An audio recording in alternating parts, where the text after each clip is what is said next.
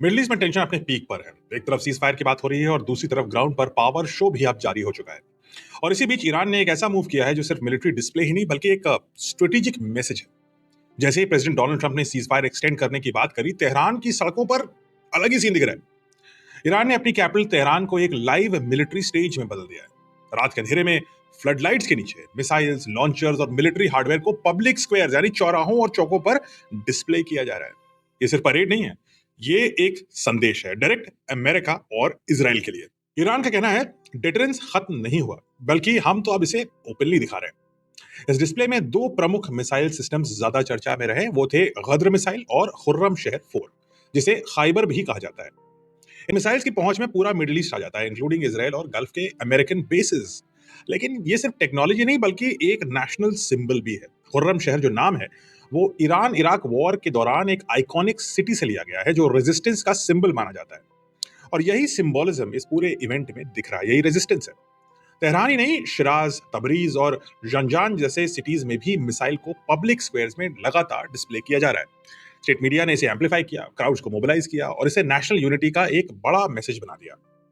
लेकिन असली सिग्नल सिर्फ डोमेस्टिक ऑडियंस के लिए तो नहीं था, बल्कि आईआरजीसी यानी इस्लामिक रेवोल्यूशनरी गार्ड कोर के कमांडर्स ने साफ चेतावनी दे दी कि अगर गल्फ कंट्रीज अपनी टेरिटरी यूज होने देते हैं अमेरिका या इसराइल के अटैक्स के लिए, तो ईरान पूरे रीजन की ऑयल प्रोडक्शन को डिसरप्ट कर सकता है और वो कैपेबिलिटी चौराहे पर दिखा रहा है। उधर ट्रम्प का स्टैंड भी क्लियर है। उन्होंने कहा भाई सीज फायर एक्सटेंड तो होगा लेकिन कंडीशनली। यूएस ब्लॉकेड जारी रखेगा, ईरान को नेगोशिएशन प्रपोजल देना होगा, वरना मिलिट्री एक्शन फिर से शुरू हो जाएगा। इसी बीच ईरान ने टॉक्स के लिए इस्लामाबाद जाने से ही मना कर दिया, मतलब एब्सेंट, और यूएस ब्लॉकेड को एक्ट ऑफ वॉर बताया। तो अभी सिचुएशन ये है कि सीज फायर तो है लेकिन बड़ा फ्रेजाइल, बड़ा कमजोर है। दोनों साइड से मिलिट्री बिल्डअप जारी है, डिप्लोमेसी अनसर्टेन है और हॉर्मूज, स्ट्रेट ऑफ हॉर्मूज एक बार्गेनिंग चिप बना हुआ है। ईरान कह रहा है कि अगर बातचीत करनी है तो पहले स्टेट ऑफ हॉर्मूज से दोनों साइड अपनी अपनी ब्लॉकेड हटाएंगे, उसके बाद बात होगी। अमेरिका कह रहा है सीज फायर तो मैं लंबा खींच दूंगा लेकिन ब्लॉकेड नहीं हटाने वाला। यानी ये कॉन्फ्लिक्ट अब कंट्रोल का गेम बन चुकी है और थोड़ी थोड़ी दोनों साइड से ईगो इन्वॉल्व है। कंट्रोल है रूट्स का, रिसोर्सेज का और नैरेटिव का भी।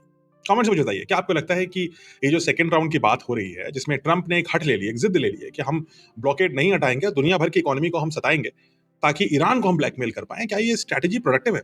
और दुनिया की सबसे बड़ी अर्थव्यवस्था होने के नाते और डॉलर रजीम चलाने के नाते क्या ये अमेरिका के लिए काउंटर प्रोडक्टिव हो रही है? क्योंकि जो तेल फंसा हुआ है स्टेट ऑफ हॉर्मूज में अमेरिका के ब्लॉकेड की वजह से, वो तेल ही नहीं फंसा है, वो डॉलर भी फंस गया है और इस वजह से dollar itself is getting challenged. क्या ये विजडम है ट्रम्प के बिहाफ पे? छोड़िए ईरान की बात, क्या अपने देश के लिए भी ये कोई विजडम वाली बात चल रही है? कैसा लगता है आपको?